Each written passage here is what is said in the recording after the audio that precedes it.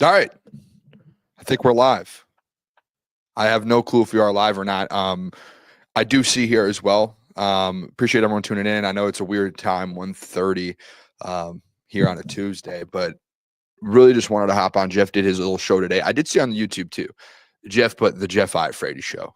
So I don't understand why it says the Jeff Iafrate show. That's a little confusing in my mind. I mean, this guy's trying to take me over. But yeah, we are live. I just want to come on here 1:30. It'll probably go for about 30 to an hour. I know we have the show tonight.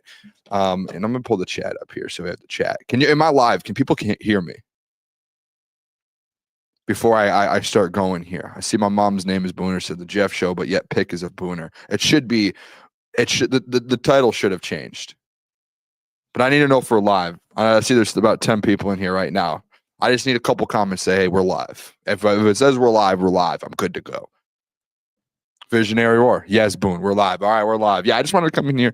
Nothing crazy. A Victory Tuesday. Jeff talked this morning a little bit. I just wanted to hop on today. I don't really have much to do today, so I figured I'd have done socials. I figured I'd come do a show, talk about yesterday's game.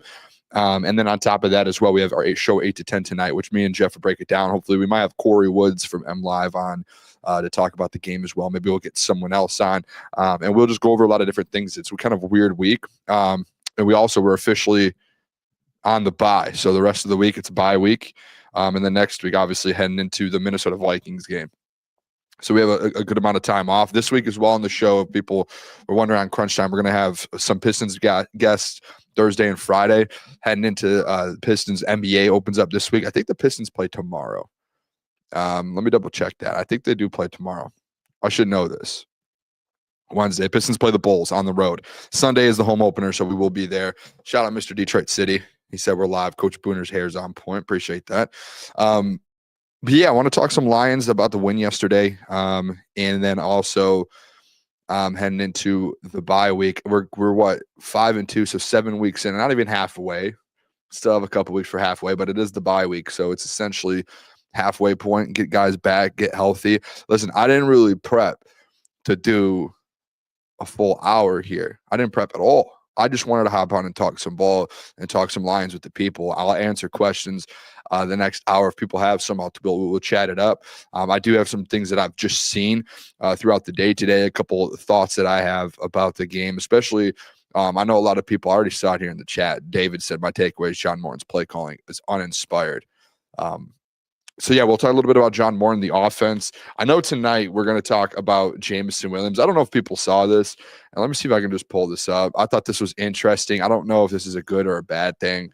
I don't know. I don't know how to take it, to be honest. But obviously, JMO, 2 targets yesterday, 0 catches, 0 yards. And in 2 of the last 3 games, I think I was looking at it. You know, obviously last week versus Kansas City, you lose that game. Offensively, it wasn't really great. But JMO had 6 catches for 66 yards and a touchdown. But then the week before, he had 1 catch, 1 target, and 9 yards, essentially. And then even if you kind of go back to the Baltimore game, 3 targets, 2 catches with 43 yards. And then in week 1, 4 catches for 23 yards. So, like, you could argue like half the games there hasn't been the targets there for JMO. And we're going to have that conversation tonight a little bit. But I just want to bring this up because I don't know if Jeff brought it up in the morning when he spoke with people. But he put out this Instagram story last night. And I don't know if this is I'm guessing this is a bad thing. This has to be a bad thing from JMO, where he's mad that he's not getting the targets. And then there's not only that, but then there's this. So it's like a bored. I think that's like a being like he's bored, essentially. So James was out here saying like, yeah, I'm bored. I want the rock. Listen, and then we were actually texting in our group chat today, a little behind the scenes action. And I was actually talking with Klotz about it, and he had just brought up like, well, what if they didn't sign JMO? What if there was a trade? Or what if JMO got traded? What if all these things? Now, obviously, I don't think any of that will happen, but that was brought up in the group chat. And This is the thing, and I'm interested. I would love to hear, and I'm sure the people are beat writers are going to go into the building today or this week. At some point, I don't know when they're going to speak with the players next because it is a bye week, so I'm sure they have the whole week off. I would be interested to see a JMO interview. I would. I want to see, because a couple weeks ago he said he obviously came out and said he doesn't care if he gets the ball or not, and that doesn't matter to him. But then he puts these tweets out after games or these Instagram posts out after games, and then it makes you wonder, like, so maybe he does care. And obviously, he already got paid, so it's like, hey, he doesn't really, obviously he wants to play and he wants to get targets and yards and he wants to go out there and produce. But at the end of the day, I text Klotz and then back today, just like, JMO takes a lot away and opens up a lot for this offense. And I know the offense right now isn't at its peak, but he opens up a lot for him. And he does, he takes two defenders away 80% of the time on pass plays, and that's where Amon-Ra comes into play. That's where Sam Laporta, who didn't really have his best game yesterday as well either. Brock Wright, I think, had a better game than Sam Laporta. Mr. Detroit City said JMO can take it up with Brad. He is the one who paid him and thinks he is worth all that. Listen, I think that the contract's fine. I mean, I'm not mad at the contract. And if you want to go look, like JMO, I think JMO as a number one on any other team is probably worth more than his current contract. Like, he would put the numbers up, but he's just in a position to where a game like yesterday, you have Jahmyr Gibbs who did what he did, and you have Amon-Ra who did what he did. There's not much left. There really isn't.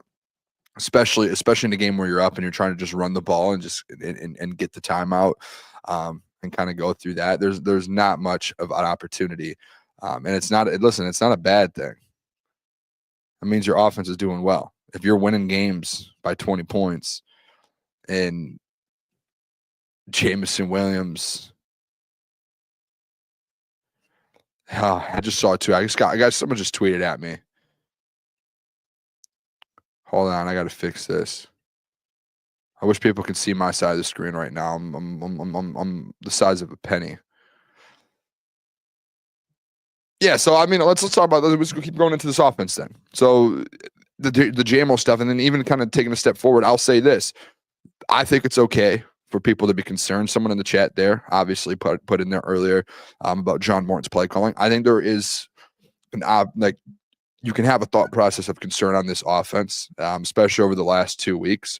You scored 24 versus Tampa. You got 17 last week for Kansas City. I think the last 2 weeks, arguably, you could say, hey, offensively, they've struggled. There have been struggles, even though they've scored good amount. I would have to say, even before that, if you do go back and look at like the Baltimore game, and we actually had these conversations weeks prior with the Browns game and the Baltimore game, where we had conversations about the offense. And what was it? It was that the defense just kept putting the offense in short field positions, and the offense did finish them. And I kept saying, hey, don't worry, the offense is just doing their job. I do think as you fast forward into this last week, thinking about it into today, offense didn't look that great yesterday. You can argue. And I don't know what's going on, if it's offensive line, because I want to go look. Let's see. Let's just go look at scoring drives.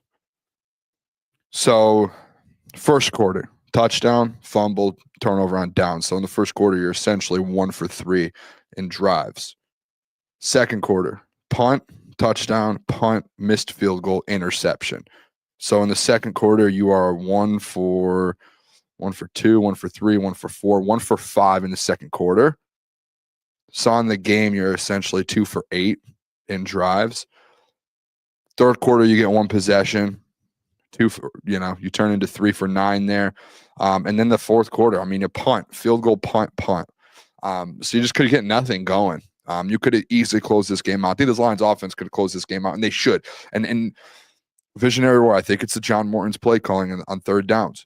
They are 3rd and 10s. I think, I don't know the stat. If someone has the stat, I think they're 0 for 27, 0 for 7. I don't know. Jeff or Lukas had the stat yesterday. It was one of the most ridiculous stats I've ever seen, that the Lions are like 0 for like 20 on 3rd and 10s or longer or something like that, where they just cannot convert. Cannot convert at all. And I think that is a problem. I think they got to figure that out, because you can't go like in the second half. I mean, they're just lucky that the defense stepped up, because you essentially went 1 for 1, 1 for 2, 1 for 3, 1 for 4, 1 for 5, and scoring touchdowns in the second half on drives. And you punted the ball 1, 2, 3 times in the fourth quarter. 3 times in the fourth quarter. You could have put the game away. Boom. Start the fourth quarter, put the game away. Guess what? You punt the ball. So I think that there's a concern of that. And I do think too. And everyone who's coming in here, make sure you guys like the stream, subscribe. We're going to be live again. I'll just so you guys know we're going to be live 8 to 10 tonight. Really breaking things down a little bit more. Just coming on here. If you guys have questions or anything in the chat, throw it in there. Ghetto Boy Juan just threw some concerns in there. I'll talk about that. Ghetto Boy Juan said this was my concern earlier, and you yelled at me. In the moment, Ghetto Boy Juan, when we're in battle, things get said. We're 24 hours into it now. We're let the dust settle. Now we get to think about it a little bit more. But I mean, I'm not. Listen, Ghetto Boy Juan. Like I stand on what I said last night after the game, that I think the offense is going to be just fine, and when they do get kind of this thing under control, that they're going to be like they can be a top 5 offense. Like that's what it is. That's what they are. I think 2 things can be true. I think it could be true that this is one of the best offenses in the NFL, but also they've struggled the last 2 weeks in converting. I think 2 things can be true. And I think John Morton, you just got to figure out this is I think the first 4 weeks they were so good offensively. And Jared was so good to where they at some point with John Morton, there was going obviously week 1 with Green Bay, but the weeks 2 through 4 or 5 looked so good to where these last 2 weeks, at some point the John Morton growing pains were going to happen. And it's just going to be him kind of getting used to, obviously the JMO thing's got to get figured out. How do we incorporate him more in the offense? Demont, he's had some games where he's just been completely stopped. Offensive line has had games. I mean, obviously yesterday, the run game with Jameer was incredible and the offensive line was good, but there were times yesterday. How many times was Jared under pressure? Let me see. Quarterback hits, 9 quarterback hits. That's a lot. That's insane. Jared Goff got hit 9 times yesterday. That should not happen. That should not happen. So I think that is also an issue too. It's just the games that you see Jared have very, very good protection. There was that 3-game stretch where they did not allow a sack. I think he had a couple quarterback hits, couple pressures. He was just never getting touched. When that's happening, this offense is the best in the league. But when last week versus the Chiefs, yesterday happens, there's the concern. It's hey, if this offensive line can't protect him in the pocket and he's having to move a lot, it makes it harder on him. That's why, you saw a lot of these drives just fizzle out instantly on 3rd down. Not getting protected on 3rd down. Double Ace. My concern is the Lions not scoring off of turnovers. Yeah, I think that's I don't know. I think earlier in the season, in the Browns, Bengals, Ravens, those games versus the AFC North, they were getting turnovers and they were scoring on short field.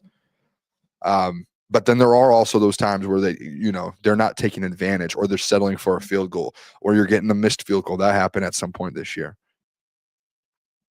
Ghetto Boy Juan, I agree. He's still learning his skill players' strengths and weaknesses. We'll be fine. Yeah, I think he's just figuring it out, and I think it's a mixture of that and the O-line, just trying to make sure that you get protection on Jared Goff.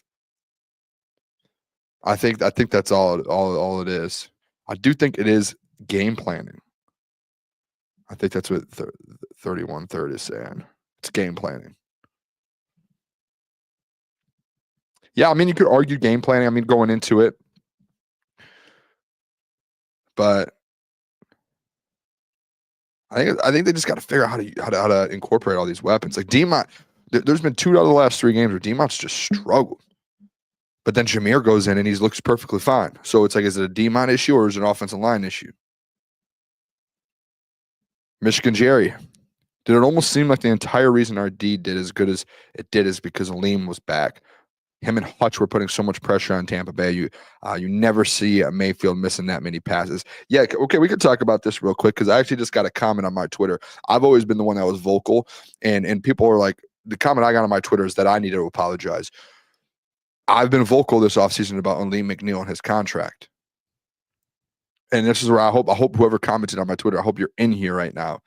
because I don't have to apologize to anyone, because I never said Aleem McNeil wasn't good enough to live up to his contract. I've always said he has not lived up to it just yet. He has not lived up to it yet. He's been injured back-to-back years. You've paid him the third best defensive tackle money in the NFL, and you expect him to play, and you expect him to have games like last night, to where he is a playmaker, where he disrupts, blows up the run game, blows up the quarterback. That's the expectation from Aleem McNeil, is what we saw last night. That's why you pay him top 5 money.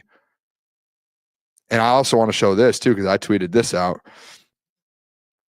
We all had the question about Aleem McNeil snap count. What is he going to look like? How many snaps is he going to get? Is he going to be limited? How is he going to take away from Tyreek? How is he going to take away from DJ Reader, Roy Lopez?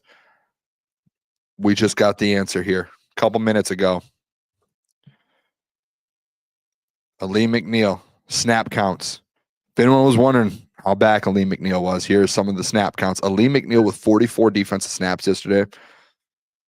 DJ Reader and Tyreek combined, not each, combined 40 snaps.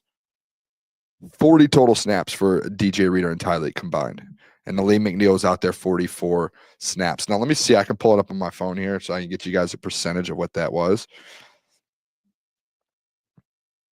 Give me 2 seconds, because I will get it for you.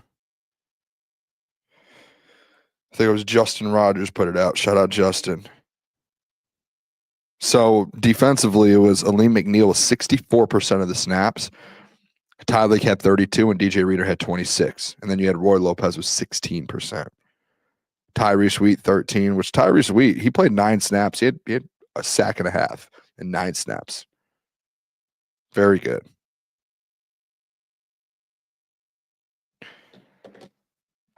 But I think this is crazy itself. Yeah, and if you want to scroll down here, I mean, I have people here waiting for you to apologize about him being overpaid. What do I need to apologize about? The last 2 seasons, he wasn't a top 5 defensive tackle in the NFL. That's a fact.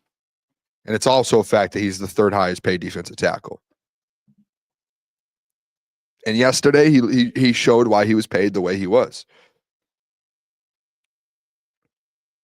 I think it's fair, and I think it's a very, very good thing to finally see Aleem, and the fact that we can all kind of take a step back. Hey, the man played 44 snaps. He played 65% of the snaps last night. Anakin asks, "Is there a show tonight?" There is a show tonight, 8 to 10. We'll still be live as always. Jeff went live this morning. I'm just going live now. I have about 30 minutes ish here in my day to do a quick show. So I figured I'll hop on and just talk to the people, answer questions, talk Lions, nothing crazy. I just saw too, Jets owner Woody Johnson was talking to the media, and he's absolutely cooking guys like Justin Fields. Here's a quote: "If you look at any head coach with a quarterback like that, you're going to see similar results." Talking about Justin Fields. He just did a whole basically interview just going at Justin Fields, saying it would be nice if we could just complete one pass. So yeah, there's that. At least we don't have to deal with that. How about that? Fall NFL meetings are going on today as well as we speak. Not saying the tush push will get banned, but that'll probably happen in the spring NFL meetings. Anakin said, "Can we please leave J-Mo alone?" Listen, I think we leave J-Mo alone. I think there still needs to figure out a way to get production out of J-Mo. That's my thing. I think you still got to find a way to get some sort of production out of him. And I don't want to say it's fully his fault. Do not want to say that, because it's not his fault. They just have to do. What is this alert?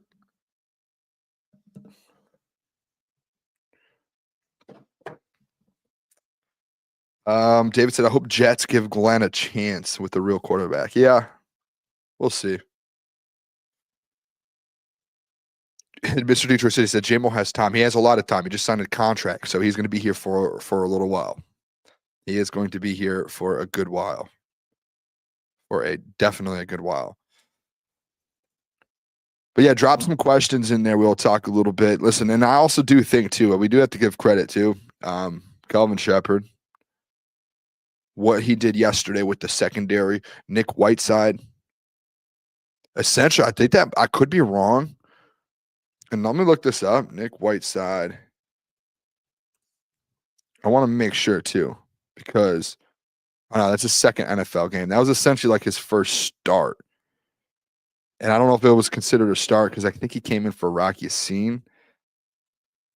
But Nick did an incredible job, man. I mean, an insane job. Let me go see PFF grades too, because Lions PFF. I think he might have been the highest rated defensive player. Second highest. Pull this up for the people. I know everyone loves some PFF stats. Nolan Bianchi. Top 5 Lions offensive player PFF grades. Penei Sewell at 89.6, of course. Jahmyr Gibbs, 81.9. St. Brown, 77.1. Decker, 71.7. Listen, I think Decker, he had a couple bad plays that I think magnifies, obviously. But I do think, he was one of the highest graded offensive players, and he was hurt. And Tate Ratledge, 69.6. That's a hurt Taylor Decker. The only people I really hear go at Taylor Decker a lot, if I'm being honest, I hope he's watching, it's Lukas Klotz. Taylor Decker could have a perfect game and he'll have one bad play, and Lukas would be like, he's done. We need to trade for a tackle. I think that's just, it jumps to conclusions a little bit. Just saying. Because I think Taylor I don't think Taylor was like the worst in the world. Defensive grades. Tyree Sweet, 94.7. 9 snaps, by the way. Had a 94.7. 1.5 sacks, I believe, yesterday on the day as well. Nick Whiteside, 83.9. Listen, I watched a lot of national media today. They were showing a lot of different clips. Nick Whiteside was all over it, and everyone was talking about him. I think he just earned his spot on the roster for the rest of the season. If you're talking about corner depth, he won a spot. And he did out of camp too, but they still cut him. That was what was interesting. Very interesting. He looked good in camp. Jack Campbell, 83.4, top 5 linebacker in the NFL, we all know, as I've said for the last year. Aiden Hutchinson, 83.3, and then DJ Reader, 80.7. DJ Reader had a really good game as well. That interior looks very good. I've been saying it too for a while, and I think a lot of people are on the same thing. Like you saw the Eagles win a Super Bowl last year. A lot of people talk about getting to the quarterback. It's the interior. It was the interior last year. The Lions potentially, if these guys are all healthy, they might have one of the best interior defensive lines in the NFL with DJ Reader, Ali McNeil, Ty Leak, Roy Lopez, those 4 guys right there. Maybe you get Josh Pascal back. Maybe that's a possibility. Bulls turn said secondary great performance by all. I couldn't help but thinking a light bulb went off in Brad's head when the broadcast panned to him. Terrion. Oops. I don't know what that means, but that doesn't seem good for Terrion. Whatever the light bulb you're talking about is. That does not seem good for Terrion. I think, listen, and I'm going to talk about this tonight. I already talked to Jeff on the phone a little bit ago. I think the positive you take out of yesterday's game and the way that secondary played, like at the end of the day, and this isn't a knock on anyone. I think Nick is a great player. I think Nick's going to be on this team for a while. The Nick Whiteside, SVSU alum. I think me and him might have graduated in the same class at SVSU. But I think obviously DJ Reed and Terrion are more talented than the corners currently out there right now. Like DJ Reed's the best corner on your football team. That's hands down.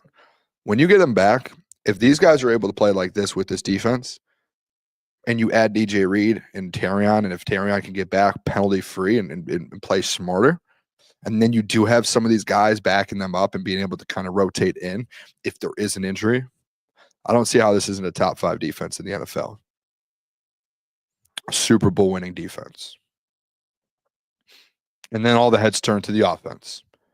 Can they figure this thing out with all these weapons? I think that's the biggest thing. All right, let me stop sharing this. I think I clicked the wrong one. I'll just go to this one right here. Let me fix this. But keep dropping some questions here in the chat. I'll keep reading them out. Bolster, no bowling, just observation on a small sample size. Can you explain a little bit more what you're saying? I'm interested in the Terrion thing because I still think Terrion's still more talented than any of these secondary players or backup corners. These guys just play really hard. I'm not saying Terrion doesn't, but obviously there are mistakes and there are plays that are given up that hurt. But yesterday you see like so many plays being made, and not even just on like bad play, like Emeka, Nick Whiteside 2 times in the fourth quarter on Emeka Ibuka in the end zone twice.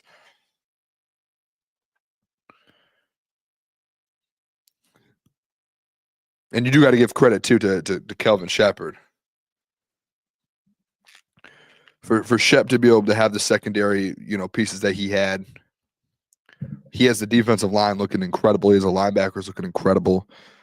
Thomas Harper in the back. Like these, I mean, you can only give credit to Shep for some of that performance yesterday. Jason, now Lions yet beaten any good healthy team so far? I mean, you can't really say that, Jason, because the Lions are beat up too. So it's not really like the Chiefs, you could be like, well, the Lions were half healthy for the Chiefs as well. Same thing with this Bucs team, half healthy. So it's just like if you say it one way, it has to go the other way as well. That's why I don't think I don't think you see any national media being like, well, the Lions beat a Bucs team without their top receivers. Lions literally had guys off the practice squad and off the streets playing corner and safety yesterday. They were down 4 of their 5 starters in the second, not just on defense, in the secondary. So you can't really use that as a stable argument. Do you think that the Lions will try to find some more help on the offensive line during the bye? I don't think so. I think by the trade deadline you bring in a backup tackle in case someone goes down and you have an extra tackle, because they don't really have a backup tackle right now besides Skip. Love Skip, but I think you need to look for some more options. David, your John Morton take so far, some competition for TA can be good. He doesn't lack confidence. I think John Morton's just figuring this thing out. I told Jeff in the offseason when we had the conversation,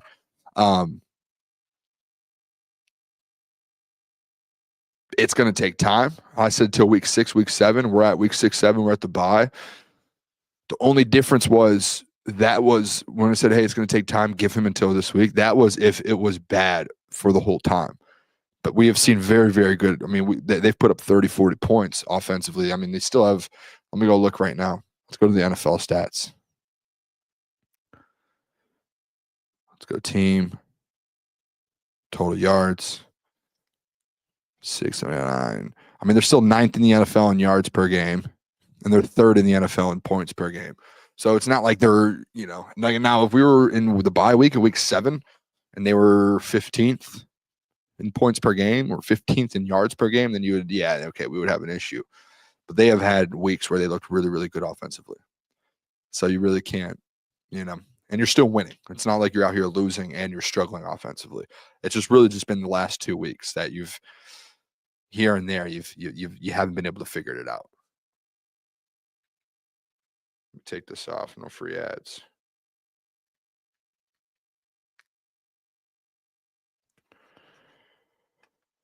Jason, no.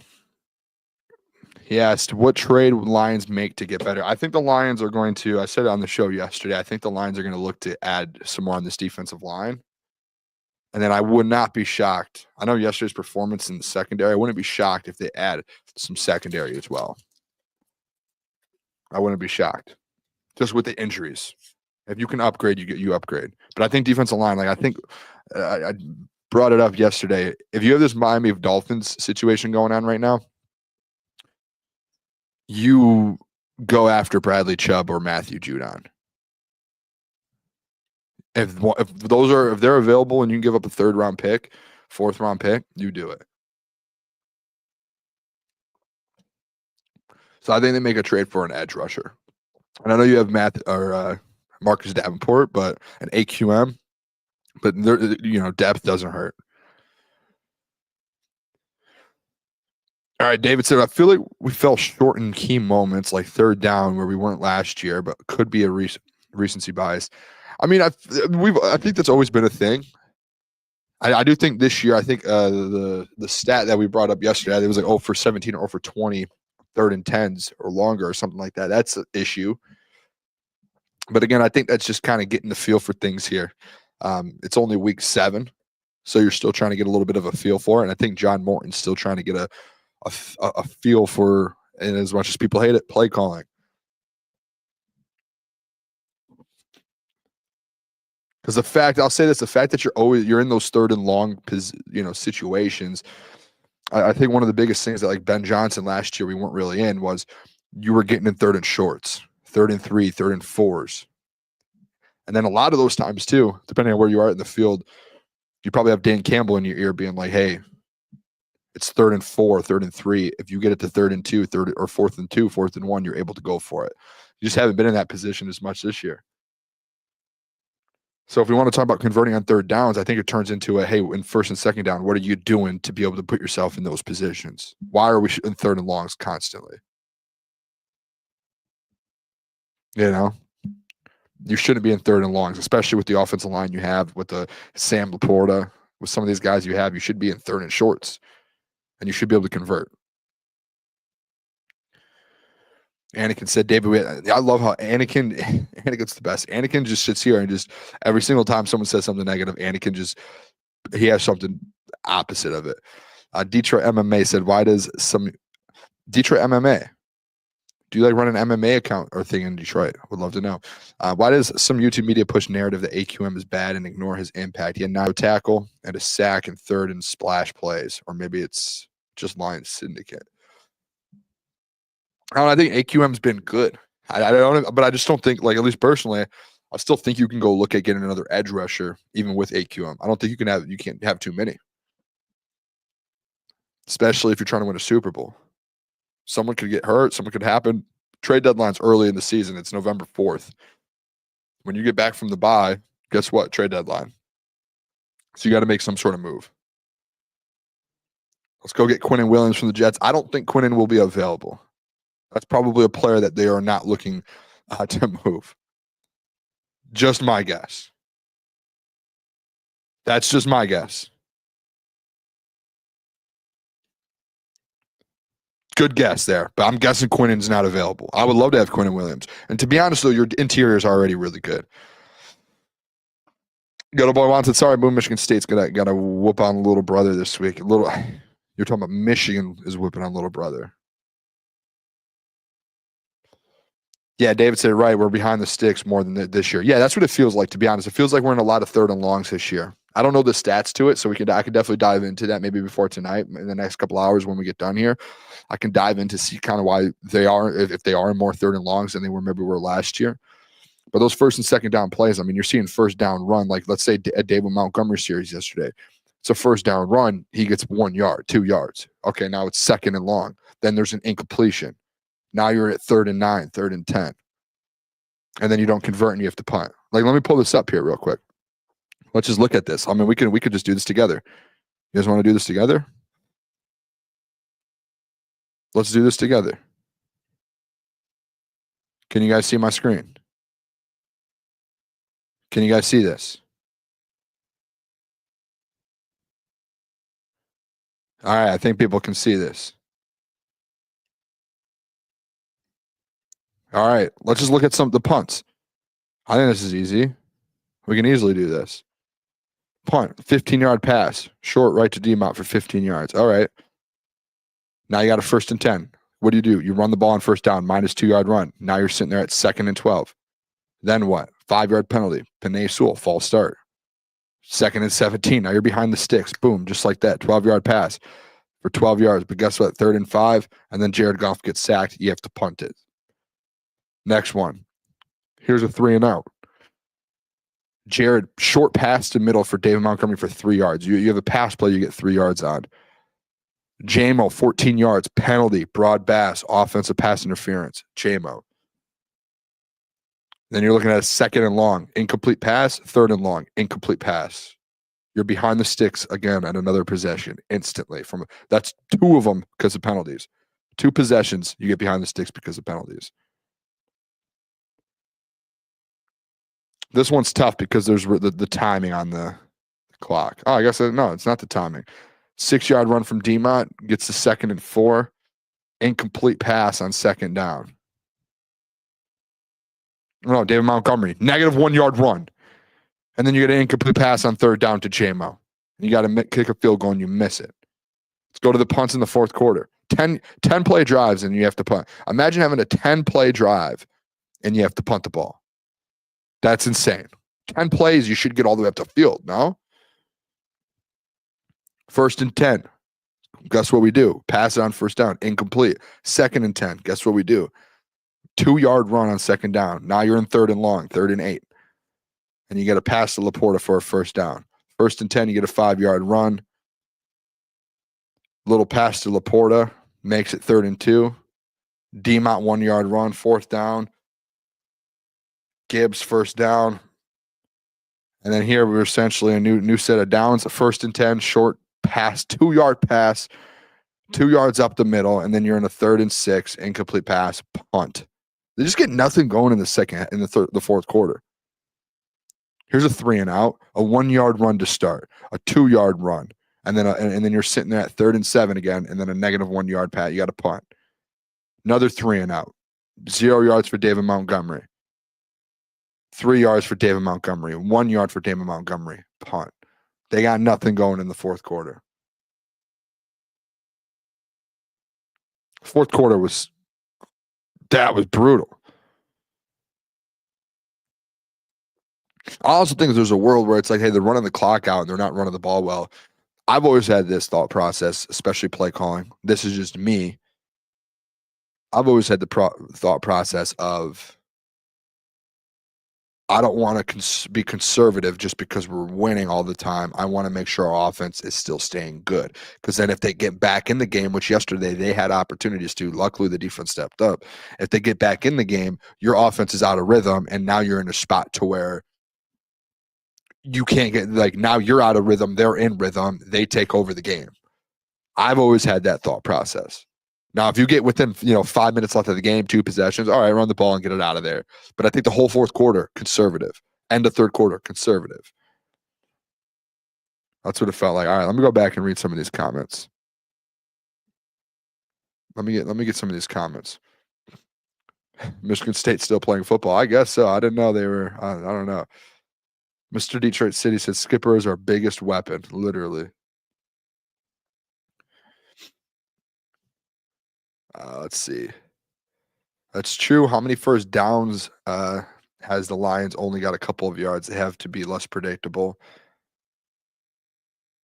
Anakin says, to be fair, it's Vita Vea. Well, I mean, to be honest, if we're talking about that, Jahmyr Gibbs ran for 120 yards on the ground. So there's really no excuse for even like DeMont.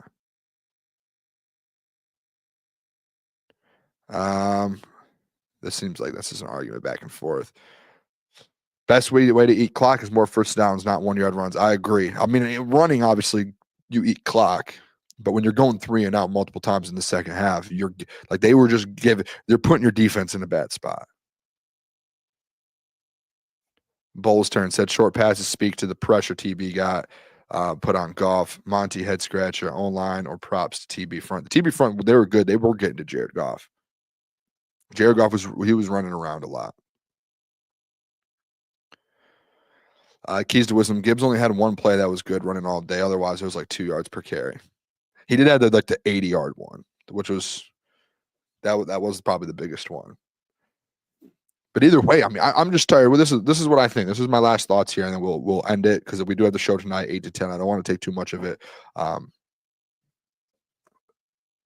answer a few more questions. If you guys have any more questions, I know there's 60 people in here. Make sure you like, subscribe, but also just throw some questions in there if you want me to answer any. Before I hop off, I'll hop off and We'll have the show 8 to 10 tonight. My thought process on this offense, they just have to get, you have to just stop trying. Like, it's a run-first offense. You still have to find ways to get Laporta, J-Mo, and Amon-Ra involved in this offense. Khalif. And it can't be just quick, short. Like, you have to figure out this a little bit more downfield, in my opinion.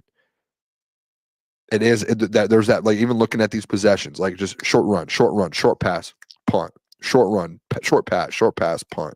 It's constant. It's constant. And then all the times you do get the ball downfield to J-Mo 15 yards, PI. And in my opinion, like, if you want to win a Super Bowl, you're going to have to figure out the offense in that way. Like what you saw earlier in the season, we need to get that back. What you saw with Ben Johnson, you need to find a way to kind of get that back. You need explosive plays. And right now, the explosive plays outside of Jahmyr Gibbs have not been there.